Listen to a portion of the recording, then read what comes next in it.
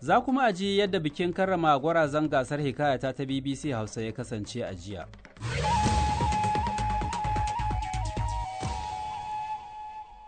To za a ji duka waɗannan da ma wasu rahotanni, amma yanzu bari mu fara da labaran duniya tukuna. Kamfanin Reddit ya shigar da gwamnatin Australia ƙara akan haramta wa yara ko matasa 'yan ƙasa da shekara 16 amfani da shafukan sada zumunta, inda yake son a ayyana haramcin a matsayin wanda bai dace ba. Lauyoyin kamfanin sun ce haramcin ya shiga haddin 'yancin sadarwa ta siyasa. Kamfanin na Reddit da ya kuma ce yana son a cire shi daga wannan haramci, kasancewar shi wato manya ne ke amfani da shafinsa, kuma shi ba shi da abubuwa irin na shafukan sada zumunta da gwamnatin Australia ke son haramtawa. Kamfanin dai na Reddit na ɗaya daga cikin waɗanda dokar haramcin ta shafa ayyukansu, dokar da ta fara aiki a shekaran jiya Laraba.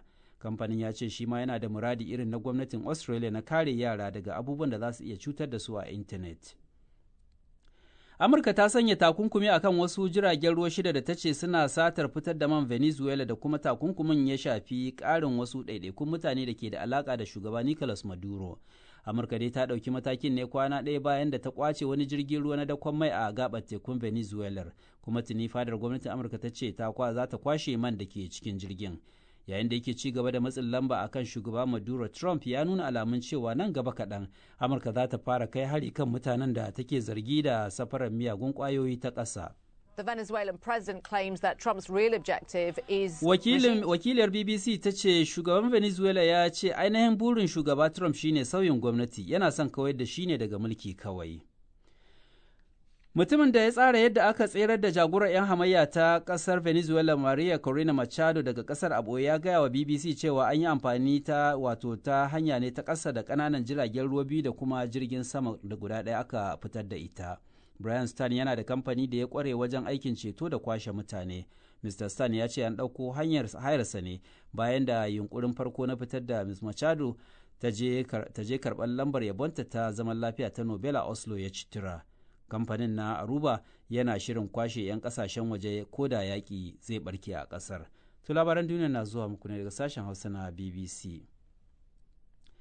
Majalisar Dattawan Jihar Indiana ta Amurka, wadda 'yan jam'iyyar Republican ke da rinjaye, sun kaɗa ƙuri'ar ƙin amincewa da wata sabuwar taswirar gundumar 'yan majalisa, wadda da sun amince da ita za ta taimaka jam'iyyar ta ci gaba da riƙe ɗan rinjayen da take da shi a Majalisar Wakilai ta Amurka a zaben rabin wa'adi da za a shekara mai kamawa. Kuri'ar ta nuna wani matsayi na daban da 'yan majalisar na Republican suka nuna na ƙin amincewa da shugaba Trump, wanda ke ta matsawa jihohi da dama kansu jirkita tsarin da ake bi yanzu domin baiwa jam'iyyar ta Republican dama akan Democrat. Wani ɗan majalisar da ta ya ce idan suka yi haka tamkar sun ci amanar tsarin zaɓe ne.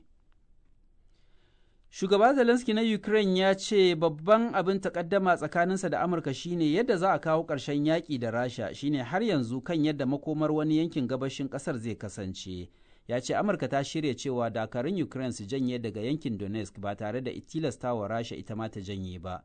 Shugaban ya ce abu na biyu kuma da suke ja'in ja da kan shi shine shirin haɗaka na tafiyar da tashar nukiliya mai muhimmanci ta Zaporizhia, wadda a yanzu Rasha ta mamaye. We send the American team a revised version of the Mr. Zelensky ya ce mun aika wa tawagar ta Amurka daftarin da muka sabunta na yarjejeniyar. Shugaba Trump da ya jaddada cewa yana duba yiwuwar tura wakili na musamman domin gana da shugabannin Turai a gobe Asabar, amma ya ce zai yi hakan ne kawai idan da yiwuwar cimma yarjejeniya. To labaran duniya kenan daga sashen Hausa na BBC.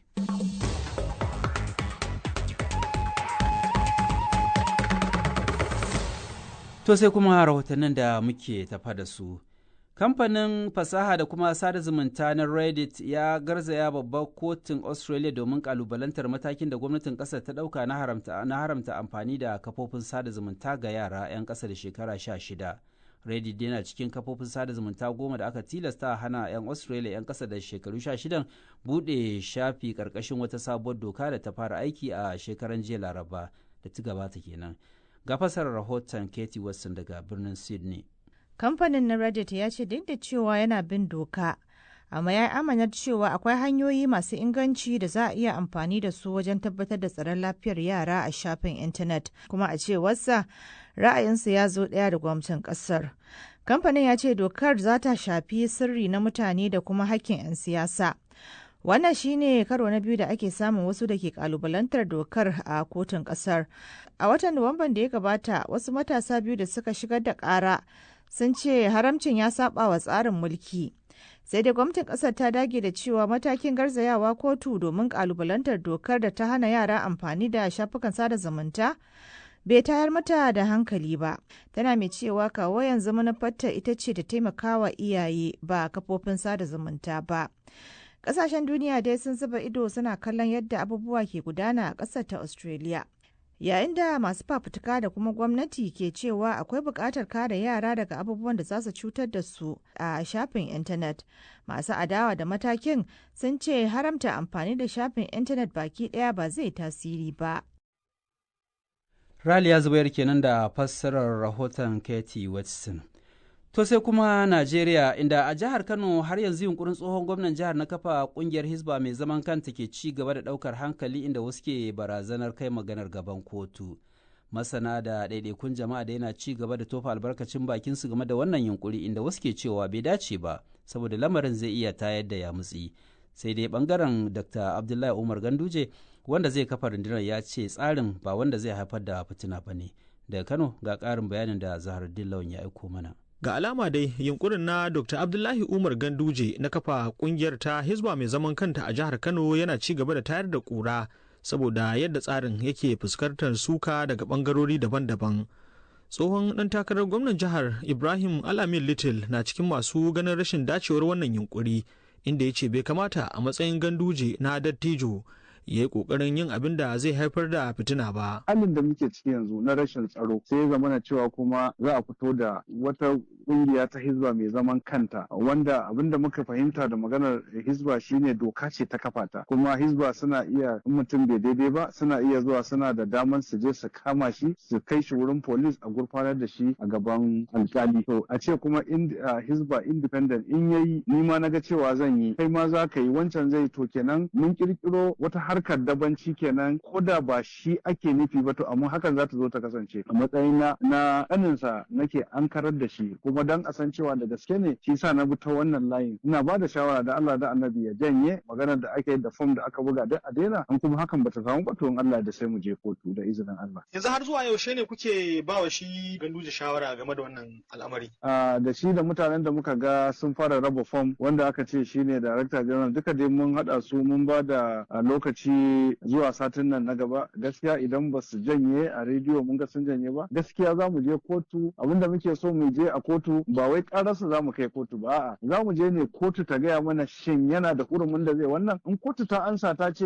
abin da suka yi doka ba ta hana ba, to wannan wani abu daban ne. In kuma doka ta hana kenan ta hana, kuma ko da doka ba ta hana ba, to za mu kirawo masu yin dokar kuma su dokar da za ta hana da izinin Allah. To sai dai bangaren Gandujen na cewa sam ba haka lamarin yake ba a fahimci tsarin ba ne, shi yasa ake sukarsa. Muhammad Garba tsohon kwamishinan yaɗa labaran Kano na hannun daman tsohon gwamnan ne. Ita wannan fa magana ake na 'yan agaji. Mewa ba a yi cikakken bayani ba inda mutane za su fahimta. To wa'annan 'yan Hisba da muka yi amfani da su lokacin da ake gwamnati 5,600 gwamnati mai ci yanzu ta ce ta soke su. To su ne suka zo suka samu shi mai girma tsohon gwamna suka mai bayani suka ce suna so su ci gaba da gudanar da irin wannan aiki na Hisba na agaji wanda za su taimaka wa gidauniyar su Ganduje Foundation wajen ayyukan addini kamar a masallatai, idan za a bude masallatai za a gansu. To gashi kuma kira-kira yana ta ƙara yawa, har ma akwai wasu a baya-bayan nan da suke cewa suna ba da shawarar a janye wani al'amari saboda maslahar al'umma, idan ba haka ba za su je kotu a ba su fassarar wannan yunkuri da shi Ganduje ke yi. Ko ni ina so in tabbatar da al'ummar jihar Kano cewa duk kiraye-kirayen da ake yi yana ji, kuma mu ma muna ji, kuma muna nan mun duba yadda abubuwan nan za su tafi. Saboda haka idan har ta kama wannan abu da ake kokarin yi zai kawo rashin jituwa, zai kawo rashin zaman lafiya a jihar Kano, to ina so in tabbatar maka da cewa shi tsohon gwamna Dr. Abdullahi Umar Ganduje na san zai tsaya ya sake duba. Muhammad Garba ya kara da cewa wannan yunkuri da suke babu wata mummunar manufa a ciki, illa dai taimakawa addini da kuma al'ummar jihar Kano baki daya. Zaharuddin Lawan, BBC Hausa daga Kano a Najeriya.